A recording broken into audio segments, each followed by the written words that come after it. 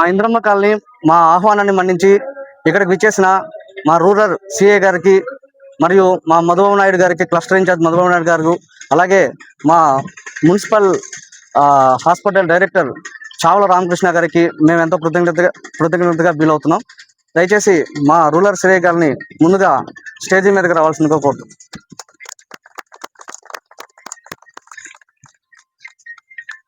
ఈరోజు మన ఇంద్రమ్మ కాలనీలో ముఖ్య ఉద్దేశం, మన ఇంద్రమ్మ కాలనీ చాలా పెద్దదైంది.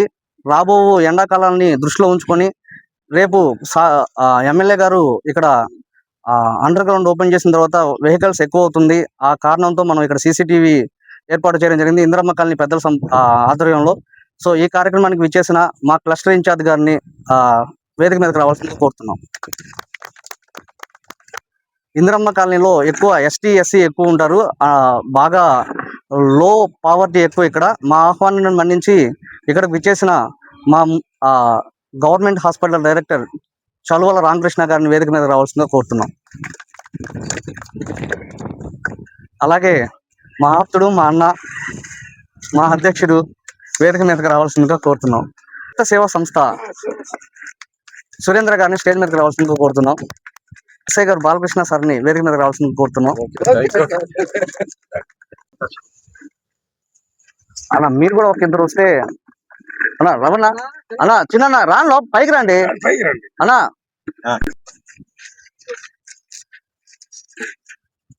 సిఏ గారికి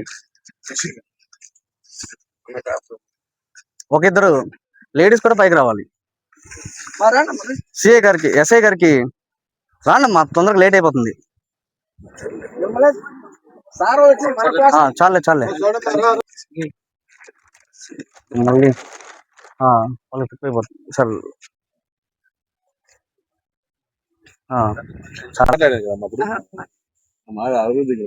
ఓకే, ఇది సోలార్ ప్యానెల్తో పనిచేస్తుంది.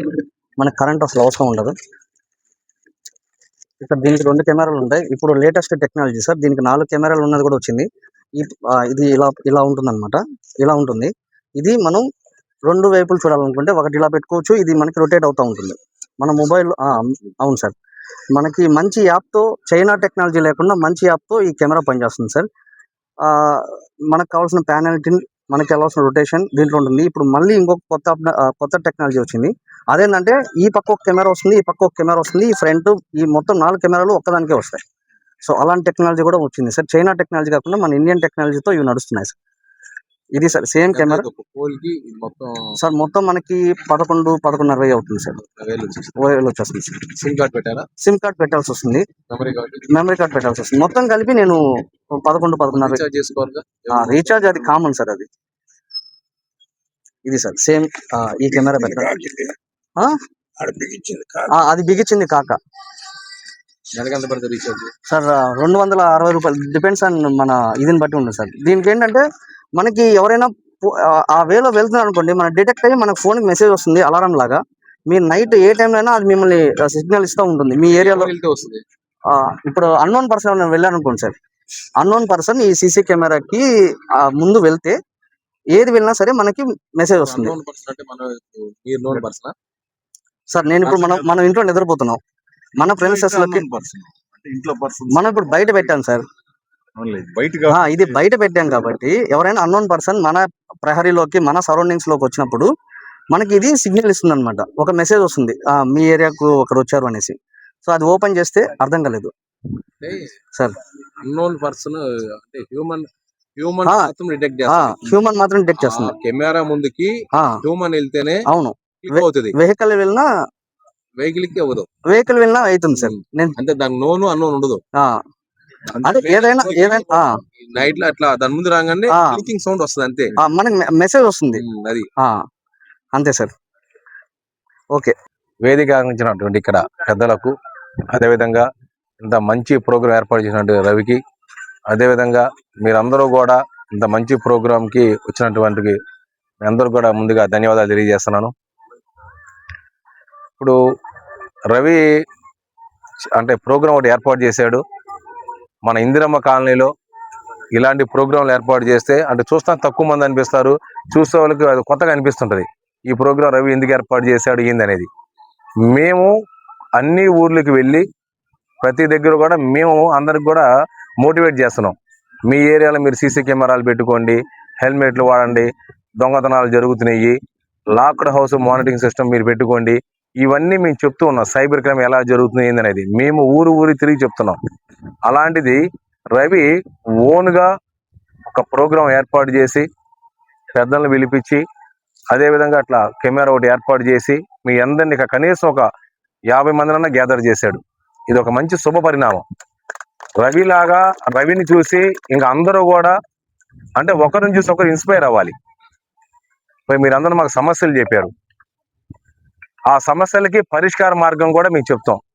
ఒకప్పుడు అందరూ కూడా పోలీస్ స్టేషన్ రావాలి, ఏదైనా సమస్య ఉంటే పోలీస్ స్టేషన్కి వస్తేనే అక్కడ సిఐని చూడాలా, ఎస్ఐని చూడాలా, అక్కడ వచ్చి చెప్పుకోవాలి. ఆడవాళ్ళందరూ అక్కడ రాలేరు, ఎవరన్నా బాగా ఇబ్బంది ఉంటేనే పోలీస్ స్టేషన్కి వచ్చే పరిస్థితి. అలాంటిది ఇప్పుడు వ్యవస్థ మారుతూ మేమే మీ దగ్గరికి వస్తున్నాం, ప్రతి దగ్గర మీటింగ్లు ఏర్పాటు చేస్తున్నాం. ఒకప్పుడు క్రైమ్స్ ఏం జరిగేవి, కొట్లాటలు లేదా ఇంటి దొంగతనాలు ఎక్కువగా జరిగాయి. ఇప్పుడు అవన్నీ మారిపోయినాయి. ఇప్పుడంతా కూడా సైబర్ క్రైమ్. సోషల్ మీడియా వచ్చిన తర్వాత మన ఫోన్ ఉంటుంది, మన చేతిలో ఫోన్ నొక్కుతూనే ఉంటాము, మనకు తెలియకుండా మన ఫోన్లో అమౌంట్ పోయింది. అదేవిధంగా లేడీస్ మీద అసభ్యకరమైన ఇవి పెట్టడము, ఆ న్యూడ్ వీడియోస్ కానీ లేదా ఫొటోస్ అవి షేర్ చేయడం సోషల్ మీడియాలో, ఇది ఒకటి బాగా జరుగుతున్నాయి. అదేవిధంగా చిన్నపిల్లల మీద అఘాయిత్యాలు ఒకప్పుడు లేవు, ఇప్పుడంతా కూడా సోషల్ మీడియా పెరిగిన తర్వాత చిన్నపిల్లల మీద అఘాయిత్యాలు జరగడం మనం చూస్తూ ఉన్నాము. అదేవిధంగా యాక్సిడెంట్స్ మీరు ఎక్కడైనా చూడండి, రోజుకి ఒక యాక్సిడెంట్ జరుగుతుంది. ప్రతి 4 అవర్స్కి 5 అవర్స్కి ఎక్కడో దగ్గర ఒకరు చనిపోతూ ఉన్నారు. ఈ యాక్సిడెంట్స్ మీద అవేర్నెస్ అంటే మనల్ని మనం కాపాడుకోవాలంటే హెల్మెట్ ధరించాలి. ఈ హెల్మెట్ల గురించి మనం అవేర్నెస్ కల్పించడానికి మీ దగ్గరికి వచ్చి చెప్తున్నాం. అదేవిధంగా ఒకప్పుడు ఇప్పుడు మీ అందరూ చెప్పారు, సార్ అట్లా జరుగుతుంది, ఎట్లా వస్తున్నారు. నేరాలు జరిగినాయి అంటే ఒక 20 సంవత్సరాల క్రింద వెనక్కి వెళ్తే ఒక ఇంట్లో వచ్చి దొంగతనం జరిగిందంటే ఆ ఇంట్లో ముందు తలుపు బ్రేక్ చేసుకుని వెళ్ళడమో లేదా కిటికీలో నుంచి రావడమో వెనక నుంచి రావడమో జరిగితే నేరం జరిగినటువంటి పరిస్థితులను చూసి వీళ్ళు వచ్చేటప్పటికి స్టువర్ట్పురం బ్యాచా లేదా బెట్రగుంట బ్యాచా లేదా పెద్దింటి గోలాస్ బ్యాచా అని ఒక ఎంఓ అంటే మోడస్ ఆపరెండి అంటారు. అవి చూసి వాళ్ళు అంటే ఇంట్లోకి వచ్చిన విధానాన్ని బట్టి మేము నేరస్తులను గుర్తించే వాళ్ళం. కానీ సోషల్ మీడియా పెరిగిపోయి అడ్వాన్స్డ్ అంటే నార్థన్ టెక్నాలజీ అంటే నార్థన్ ఏదైతే సొసైటీలో ఉందో అవన్నీ కూడా మన మీదకి రావడం, అవి రావడం వల్ల దొంగలు అనేవాళ్ళు బయట నుంచి వచ్చే పరిస్థితి లేదు. స్టూడెంట్స్ కూడా దొంగలుగా మారిపోతున్నారు. ఇప్పుడు మన ఊర్లోనే ఫర్ ఎగ్జాంపుల్ ఎవరన్నా వచ్చే దారిలో అక్కడ ఓపెన్ ప్లేస్లో ఇద్దరు మందు తాగుతూ ఉంటారు, రోడ్డు పక్కన మందు తాగుతున్నప్పుడు మందరు కూడా మనకెందుకులే అని చెప్పి మనం వచ్చేస్తాం. వాడు కాస్త మందు తాగిన తర్వాత మైండ్కి బాగా కిక్ ఎక్కుతుంది, కానీ వాడికి ఇంకా అవసరమైనంత ఎక్కదు, కానీ అదిగా డబ్బులు లేవు. ఎక్కడో చోట వైన్ కొనాలా, లిక్కర్ కొనాలంటే డబ్బులు లేవు. అప్పుడు మా వాడిలోని నేర ప్రవృత్తి బయటకు వస్తుంది. సెల్ ఫోన్ తీసి ఆడవాళ్ళు నడుస్తూ వెళ్తే చైన్ తెంచడం ఎలా అని కొడతాడు. యూట్యూబ్ చెప్పేసిద్ది, నువ్వు బైక్ తీయాలి, మొహానికి కర్చీఫ్ కట్టుకోవాలా, ఒకడు నడుపుతుండాలా, వెనక లాగాలని యూట్యూబ్ చెప్పింది. వాడు నేరుగా వస్తాడు. అంటే చూడండి, నేరస్తుడు ఎక్కడి నుంచి రావట్లా, మనలోనే నేరస్తుడు పుడుతున్నాడు. ఆ చైన్ స్నాచింగ్ చేసుకుని వెళ్ళిపోతున్నాడు. లేదు మధ్యాహ్నం పూట వాడు మందు తాగుతాడు, ఇంకా డబ్బులు కావాలి, ఇల్లే తాళం వేసి ఉంటుంది, పగలు కొట్టుకుని వెళ్ళిపోయి దొంగతనం చేస్తాడు. అంటే నేరాలు పెరిగిపోతున్నాయి. నేరాలు చేసే విధానం కూడా టెక్నాలజీలో మనకు తెలుస్తుంది. టెక్నాలజీ వల్ల మనకి ఎంత లాభమో దానికి 2 ఇంతలు నష్టం ఉంది. మీరు అందరూ అబ్జర్వ్ చేస్తుంటారు.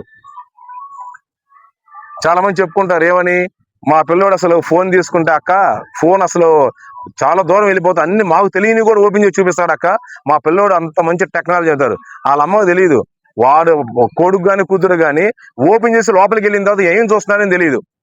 ఫస్ట్ మంచిగా వెళ్తారు, తర్వాత ఏదో చెడు ఉంటాయి. 7th క్లాస్ 8th క్లాస్ పిల్లలు కూడా ఇన్స్టాగ్రామ్ కాల్స్ వాడుతున్నారు, తల్లిదండ్రులు తెలియదు ఇన్స్టా కాల్స్ అంటే. ఇప్పుడు మామూలు ఫోన్ కాల్స్ అయితే పట్టుకోవచ్చు, ఇన్స్టాలో కాల్స్ చేసుకుంటే పట్టుకోలేము. అది టెక్నాలజీ. అది మళ్ళీ లండన్ నుంచి రావాలి, మళ్ళీ లెటర్ పెడితే 10 రోజులు టైం పట్టింది. సో మనం అనుకుంటాం టెక్నాలజీ ఎంత ఉపయోగమో ఫోన్లు పిల్లలకి ఇస్తే ఎంత ఉపయోగం, దానివల్ల నష్టాలు ఎక్కువ ఉన్నాయి. ఇవి తల్లిదండ్రులు గమనించాలి.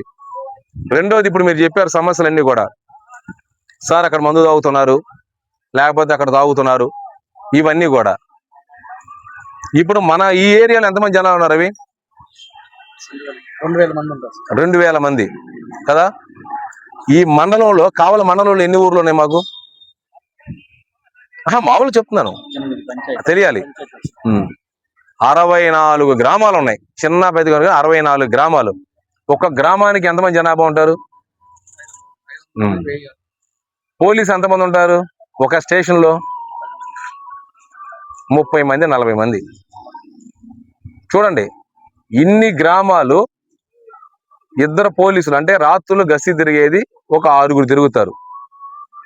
మీ ఏరియాకి ఒక రౌండ్ వేసుకొని తిరిగి మళ్ళీ మీ ఏరియాకి రావాలని ఎంత టైం పడుతుంది? ఇందా మీరు అడిగారు, సార్ మాకు భయం వేస్తుంది, ఇక్కడ ఉంచండి సార్ అని. ఈ ఏరియాకి 2 పోలీసులు ఉంచాం అనుకుందాం, ముస్లింలకు ఒక 2 ఉంచాలి, టీచర్స్ కాలనీకి ఒక 2 ఉంచాలా, ఇంకా రుద్రకోట, అనగాని వారిపాలెము, తుమ్మలపేంట, అటున్న పట్టపాలెలు, బీకే నగరు, మరి ఇవన్నీ పరిస్థితి ఏంది? కాబట్టి మీరు చేయాల్సింది పోలీసు లాగా మీరే వ్యవహరించాలా. పోలీసు లాగా వ్యవహరించాలంటే జస్ట్ లైక్ కెమెరా, అక్కడ పోలీసు ఉన్నట్టే. మేము అందరికీ మత్తుకునేది ఇదే, ప్రతి ఇంటికి కెమెరా పెట్టించుకోండి, ప్రతి గుడికి కెమెరా పెట్టించుకోండి, ప్రతి చర్చికి కెమెరా పెట్టించుకోండి, ప్రతి మసీద్కి కెమెరా పెట్టించుకోండి. మీ మెయిన్ వీధులు ఉంటాయి, ఆ మెయిన్ వీధులకి ఒక వీధి తీసుకోండి, ఒక వీధిలో ఇటు 10 ఇల్లు, ఇటు 10 ఇల్లు ఉంటాయి, ఒక 20 ఇల్లు ఉంటాయి. ఈ 20 మంది కలిసి ఈ వీధి స్టార్టింగ్ లో కెమెరా, ఎండింగ్ లో కెమెరా పెట్టించుకోండి. మీకు కెమెరా ఉందంటే అక్కడ 2 పోలీసులు ఉన్నట్టే. మీ ఏరియాని మీరే కాపాడుకోవాలి. పాత రోజులు వేరు, ఇప్పుడంతా కూడా టెక్నాలజీ. దొంగోడు మనకన్నా 10 ఎక్కువ ఆలోచిస్తాడు. ఇప్పుడు ఫర్ ఎగ్జాంపుల్ రవి ఇది పెట్టాడు, ఆ కెమెరా పని చేసినా పని చేయకపోయినా గతంలో అందరు ఇటు వచ్చి పోతా ఉండేవాళ్ళు.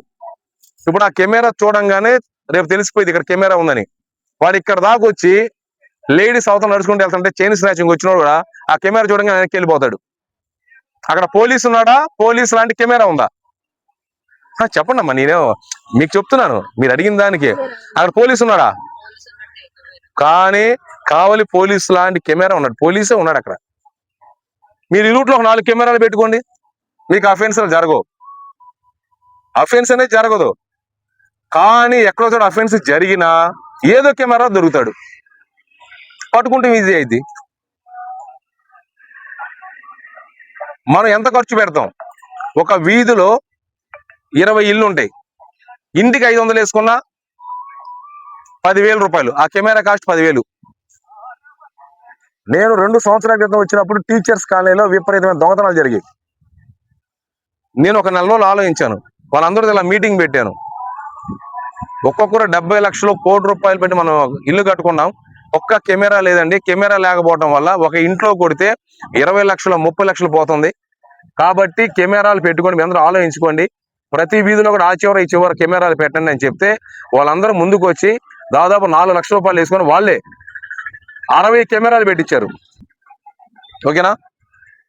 ఇదమ్మా, మీకైతే ఎటువంటి ఇబ్బంది లేదు. మా తరపు నుంచి మేము ఎప్పుడైనా సరే పోలీసు మీకు అందుబాటులో ఉంటాం, 24 గంటలు కూడా మీకు తిరుగుతూనే ఉంటాము. మీరు 112 కాల్ చేసి ఇమీడియట్ పోలీసులు వస్తారు, మా కానిస్టేబుల్ వస్తారు, నెక్స్ట్ హెడ్ కానిస్టేబుల్ వస్తాడు, ఎస్ఐ వస్తాడు, అవసరం నేను కూడా వస్తాను. ఉన్న గ్రావిటీని బట్టి ఇమ్మీడియట్లీ 10 నిమిషాలు వచ్చేస్తాం. కానీ మీ కర్తవ్యాన్ని మీరు గుర్తించండి, మాకెందుకు అనుకుంటాం కాదు. ఇప్పుడు ఒక కెమెరా రవి పెట్టించారు, ఈ సైడు ఆ సైడ్ కలిపి ఒక 4 ఇంకా 3 పోలీసు కెమెరాలు పెట్టేయాలి. ఎన్ని రోజులు పెట్టేస్తారు చెప్పండి? మీరు అడిగిన క్వశ్చన్స్ కి నేను ఆన్సర్ చెప్పాను. మా వాళ్ళని పంపిస్తాను, జీబు కూడా పంపిస్తాను, పాయింట్ బుక్ పెట్టిస్తాను, అన్ని చేస్తాను. ఇప్పుడు నేను మిమ్మల్ని అడుగుతున్నాను, ఇంకా ఇలాగే 4 పోలీసులు పెట్టేయాలి. ఈ పోలీసు పెట్టేయాలి, ఆ చివరి పోలీసు పెట్టేయాలి, అవతల పక్క ఒక పోలీసు పెట్టాలి. మీరు అందులో ఎన్ని రోజులు పెట్టేస్తారు? వెరీ గుడ్ అమ్మా. అది చూసారా? అట్లా మా దగ్గర నుంచి ఆన్సర్ ఉంటది, మీ దగ్గర నుంచి మీరు ఉత్తేజం రావట్లా, మీరు అవ్వాలా. మీరు మోటివ్ అవ్వాలా, మీరు మోటివేట్ చేసుకోవాలా. సార్ ఇదిగో 10 రోజులే పెట్టేస్తాం, 4 రోజులే పెట్టేస్తాం. రవి నీకే ఇస్తున్నాను, ఎక్సలెంట్, నువ్వు బాగా చేసావు. ఇంకా ఈ పోల్కి ఆ పోల్కి దీని నుంచి అవతల ఒక పోల్ పెట్టించేస్తే నిన్ను సగర్వంగా ఈ ఏరియాకి, అంటే పోలీసులు మేము సన్మానిస్తాం, మేము వచ్చి నేను సన్మానిస్తాం. నువ్వు మమ్మల్ని సన్మానించడం కాదు, ఇప్పుడు నన్ను సన్మానించావు. మిగతా 3 పోల్స్ అందరినీ మోటివేట్ చేసి, ఇప్పుడు నీ అంతా నువ్వు ఎలా పెట్టావో మిగతా వాళ్ళు మోటివేట్ చేయాలా. మనం పెట్టడం కాదు, మనతో పాటు నలుగురిని 10 మందిని మోటివేట్ చేయాలా. అప్పుడు లీడర్ అవుతాం. నువ్వు లీడర్షిప్ తీసుకున్నా కూడా నీలో లీడర్షిప్ క్వాలిటీస్ ఉన్నాయి. రిమైనింగ్ 4 పోల్స్ కూడా నువ్వు ఒక 4 రోజుల్లో పెట్టిస్తే మళ్ళీ అందరిని తీసుకొచ్చి ఇంకో నేను 200-300 మంది తీసుకొచ్చి నీకు ఏదో సన్మానం చేపిస్తా. పెడతామని నమ్మకంగా నాకు ఉంది. మాలిని దేవి మల్టీ స్పెషాలిటీ హాస్పిటల్, క్రిస్టియన్ పేట, 5వ లైన్, కావలి. డాక్టర్ గుట్టిపాటి మాలిని దేవి ఎంబీబీఎస్, ఎంఎస్, ఓబీజీవై, కాన్పులు మరియు గర్భకోశ వ్యాధి నిపుణులు. మాలినీదేవి మల్టీ స్పెషాలిటీ హాస్పిటల్ నందు అందించు వైద్య సేవలు: సాధారణ కాన్పులు, సిజేరియన్లు, లాప్రోస్కోపిక్ ద్వారా గర్భసంచికి సంబంధించిన ఆపరేషన్లు, ట్యూబెక్టమీ, పిల్లలు లేకుండా operation, high risk pregnancy, ectopic pregnancy మరియు గర్భసంచి నీటి బుడగలు, గర్భసంచి జారిన ఆపరేషన్లు, రొమ్ముగడ్డలకు చికిత్స, నెలసరి ఇబ్బందులకు చికిత్స, మెనోపాజ్ సమస్యలకు చికిత్స చేయబడును. స్త్రీలకు సంబంధించిన అన్ని సమస్యలకు చికిత్స చేయబడును. పిల్లలు లేని వారికి ప్రత్యేక చికిత్స కలదు. ముఖ్య గమనిక: మా హాస్పిటల్ నందు కాన్పోయిన తరువాత తల్లి బిడ్డను ఉచితంగా మా వాహనంలో క్షేమంగా ఇంటికి చేర్చబడును. మా హాస్పిటల్స్ ప్రత్యేకతలు: ICU, lab, AC and non AC rooms, 24 గంటలు మెడికల్ షాప్, ప్రతి రూమ్ నందు వేడి నీటి సదుపాయం కలదు.